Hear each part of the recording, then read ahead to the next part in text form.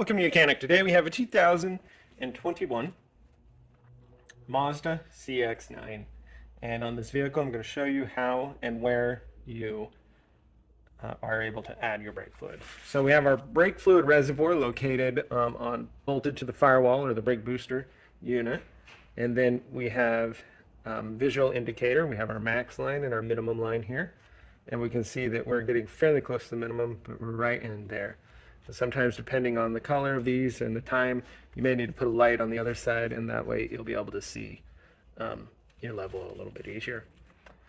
And so if we need to add brake fluid, the way we do it is we're going to remove this cap. You'll want to clean off the cap and around so that no debris get in there, and then just be able to turn that a quarter turn to the counterclockwise to be able to loosen and remove it.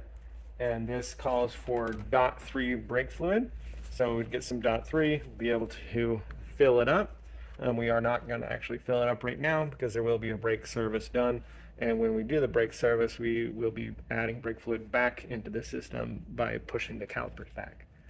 And then after that, we will check and potentially need to add some. If your brake system is working completely the way it's supposed to, you really shouldn't have to add a whole lot of brake fluid over the lifespan, except for if you flush it out or need to replace brake calipers, because it is a closed system. But if you do have to constantly add brake fluid, then you definitely need to look where is that brake fluid going.